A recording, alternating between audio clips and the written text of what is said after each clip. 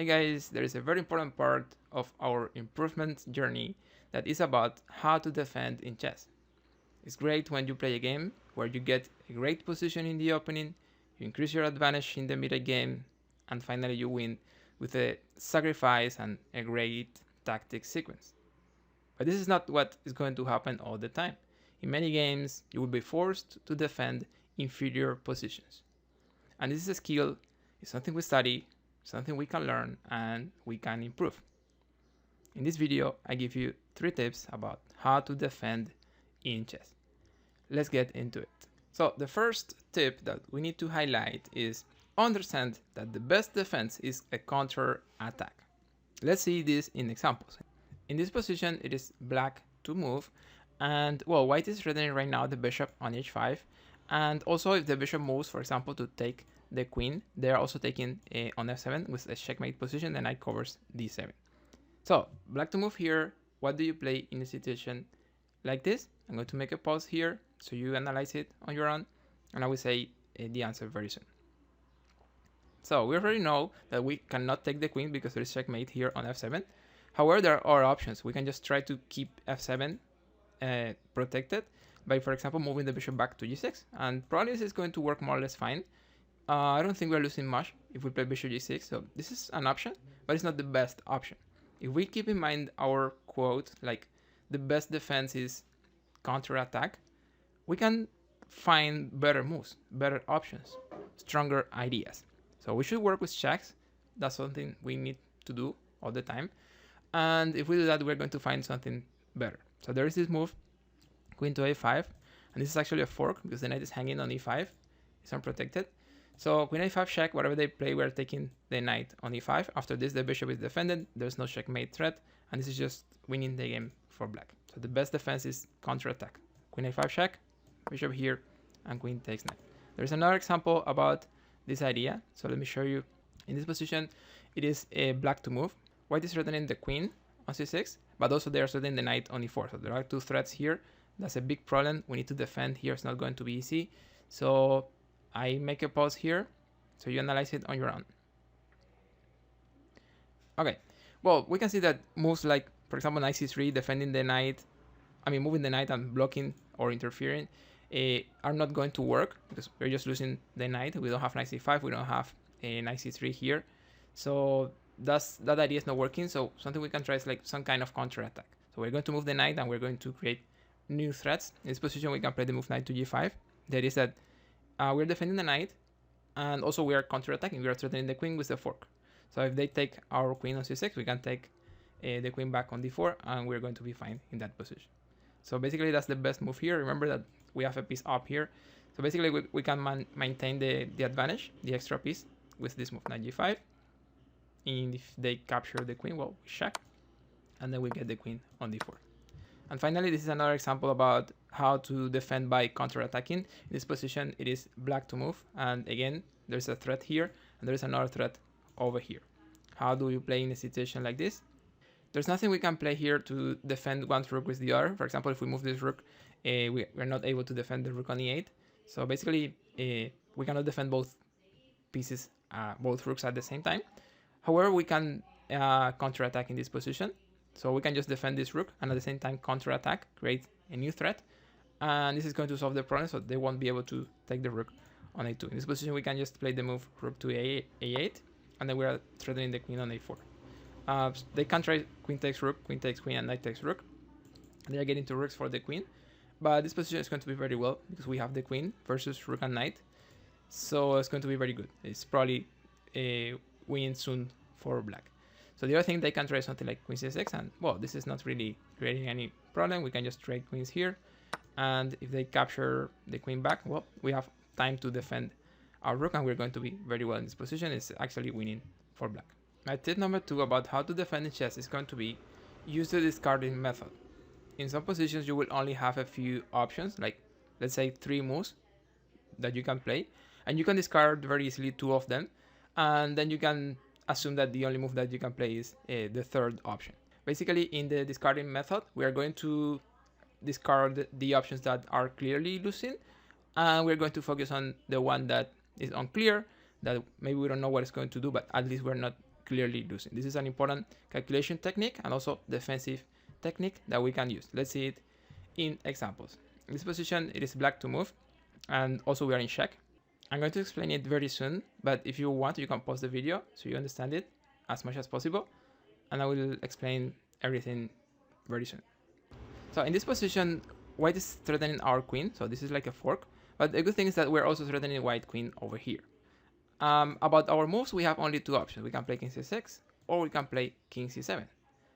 But if we use the discarding method, it's going to be very easy to discard one of these options, and this is going to make it clear for us that we need to play the other one. So it's more or less easy to discard king c6 since our opponent is going to have a check, and then they will be able to put the queen in a safe square with tempo. So for example, after king here, white can play the move queen to c6. Observe that we're not able to capture the knight on c5 as they can play bishop takes c7, and this is probably winning very soon for white. So maybe we can try this, but then we're attacking the queen, but then they will capture the knight on e7 again with check, and finally they will be able to capture the queen on e4. So it's more or less easy to discard king c6 in this position because they have that check on e6, and this is not going to work. However, on the line of king c7 they don't have any good or clear check, so they are taking our queen, but we're still taking the queen. Also, we have checks over here, so everything is very different with king c7, so we can discard this one and we can play the other one. King c7, actually this is the right move. Black is totally okay in this position. White can capture the queen on e4, and of course we capture the queen on g8. A second and final example about the discarding method is this position here. It is black to move and we are in check. Here there was some discovered move here with rook takes e6. So now it is black to move. How do we play here? What is the right move? I'm going to explain it very soon. So in this position, we are still in checkmate here. There's a mating net. They don't have a way to defend here. So basically, if we can escape from the threats, white has the initiative right now. They're giving checks. They are threatening things. So we're in danger, actually. So if we can escape from this, we are winning the game. And if we cannot escape from this, we are losing, or maybe a draw if they find a way to give a perpetual check. So we can use the discarding method because we have just a few options. Like we can play king g7, king g8, king h8, or f5. We have only 4 moves. So it's not going to be hard to discard 3 moves, and we can decide to play the other one, which is, we can say it's unclear, but it's actually clear. And it's going to be the one that wins. So let's analyze this. It's very clear that king h8 is not going to work because they can play rook h6. And they will follow with queen h7. So it's mating 2. So we know that we can discard this move, king h8. So let's analyze, for example, king g7. So king g7 is not so clear how they can refute it. For example, if they play h6, we can go to h8 and we're good. So it seems like it works. But if we analyze a little deeper, we can see that there is a fantastic move here for white. They can play the sacrifice rook g6. And we have no choice. I mean, basically we have to capture the rook. And they will capture back with the queen. And they have at least a drop a perpetual check. So basically we can discard king g7 because they can play rook g6. And this is looking very bad. And something similar happens with king g8. So if we play king g8, they can still play rook here. And this is not going to look fine. They can, after pawn takes, queen takes, it's the same position we just analyzed after king g7. So that being said, we know that this is not working, this is not working, and this is not working. So the only move that could actually give us some hope is going to be f5. Of course, there's a problem with f5, and it is that they can capture en passant. However, if we analyze a little deeper, we can find something interesting. After f5, they capture en passant. There's actually this move, king to h8, and they don't have a good continuation after that. They don't have any good check. This time the rook cannot go to h6 because there is a pawn interfering that line. So this is actually more interesting than it seems. f5, they capture en passant, we just move the king, they don't have good checks. f5 is going to be the best move in this position. Remember, we have a mating net and we are winning here. So by using the discarding method, we could understand that these options are not going to be winning for us. However, f5 is going to lead to an unclear position with very good perspectives for black. And even if you cannot confirm all the information, it's looking like very good. It's maybe still unclear, but looking very good for black. So by using the discarding method, we were able to find that f5 is the best move in this position. Also, rook e7 is not getting much. You just move king h8. Again, you're very good. So f5, let's see it on the board. They can capture en passant. We play king h8 here, and there is nothing. Here, black is winning the game. Queen h7, you just take the queen. This is game over. There is a checkmate threat here that they cannot stop. Finally, my tip number 3 about how to defend in chess is going to be, don't forget brilliant moves. In some tough positions where it's really hard to defend, it's really hard to play, and it looks like we have already lost the game, there's nothing we can do, there might be strong, brilliant ideas, maybe sacrifices, that are just going to defend the position. That is going to happen a lot. So the idea is that maybe we should scan the position, looking for checks, captures, threats, brilliant ideas, before we actually resign or before we just admit that there's nothing good in the position and we're going to lose the game. So if we do that, maybe we can find brilliant ideas. That's why my tip is, don't forget brilliant moves that can work in tough positions. So let's see a couple of examples that are really interesting and instructive. In this position, it is black to move, and black can actually defend in this position. There is a checkmate threat here with rook e7. There is a mating net, and anyone could resign here because it looks like there is nothing here. However, black can save the game in this position. I give you some seconds and I will explain it. So in this position, black can save the game. If we scan the position with checks, captures, and threats, we can find this a little crazy idea of rook takes f3. Observe that rook takes knight is not going to work. They just take the rook, and we have the exchange down, and also we have a pawn down, so we don't have any chance in that position. So the mating net is very strong. We don't have a clear way to escape from this. However, rook takes f3 is a really nice option. If they don't capture the rook and they play king e4, for example, I think we can play rook f7 and we're going to be fine in that position. We are not going to lose here. So let's assume rook f3, king f3, which is the main line. It's the most important variation here. Well, in that position, we have another important move, and it is bishop takes e4. This time we are forking king and rook. Of course, the problem is that the bishop is not protected. So they can play king takes bishop. But the thing is that now this is a stalemate. So there's nothing we can play in that position. So it's a stalemate. Our king is safe. It's a draw. So let's see it on the board. Rook takes pawn. They can take the rook. And then, boom, bishop takes e4. And then we are taking the rook. So they take here. And this is a draw by stalemate. Finally, let's work with this position. This example is actually mind-blowing. It's spectacular. So when I thought I could make a video about how to defend in chess, immediately I knew I was going to include this position for sure. Because this is like the best example about how a brilliant move can help you to defend in a tough position. So in this position, it is white to move. And white just played the interesting but not winning move, queen to f6. This move looks like very strong, and they have some important threats. One threat is that they are taking the bishop, and of course winning the game.